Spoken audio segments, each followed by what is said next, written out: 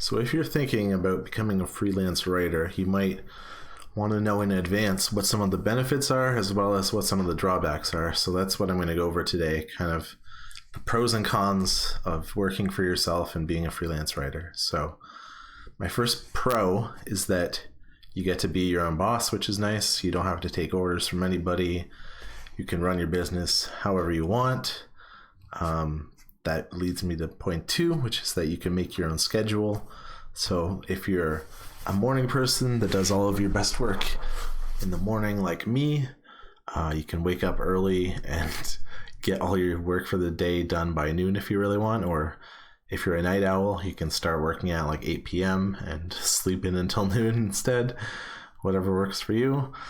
Number three, you can work from home, which is great. You don't have any commute. So you're potentially saving 15 or 20 minutes every day, both ways, just going to work and back, as well as the gas and the toll that you put on your car doing that. Plus you get to work in your pajamas if you want, although I recommend getting dressed just to have some sense of work, I think, usually.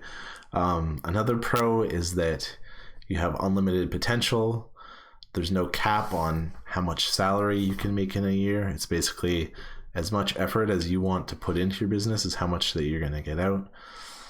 My last big pro is that it's great for introverts.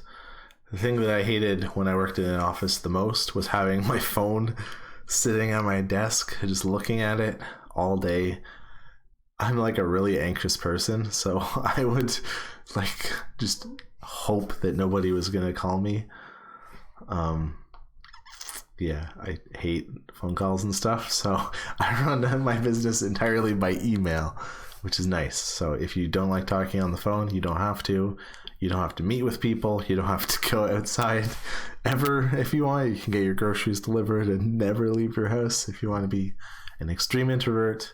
But there are some downsides as well. The first being, if you are an extroverted person, it's kind of like a lonely thing. I recommend it for people that don't really need to see people every day. If you're comfortable just being by yourself, you might be the good kind of person who would do well as a freelancer. The other con is that it's risky and unreliable. So some months I'll make thousands of dollars and some months I'll make nothing, and it's hard to tell month by month what the next month is going to hold. You can put some stuff in place to have some stability, and you can kind of get enough recurring clients that you always have something on the go, but there's always the risk that everything could drop off. And that's the other thing, is that it's 100% your responsibility. So the downside of being your own boss is that you're responsible for everything that goes wrong as well. So if you're not disciplined, that can be really hard. And you also have no backup to fall on. So it's not like you go into your job and you get a steady paycheck. If you try to be a freelance writer and it doesn't work out, you have nothing to go back on. So I recommend having at least, probably before you quit your job, you want like at least 6 months of expenses when you're going to give this a try, so that if things go wrong, you've got at least that cushion. Then I would say after like 3 months, if you're not making any money, you might want to consider looking for jobs again. That's kind of the deal that I had when I decided to quit my job to be a writer. But overall, do I think it's worth it? Yeah, there's so much freedom, and basically you can choose to work as much or as little as you like.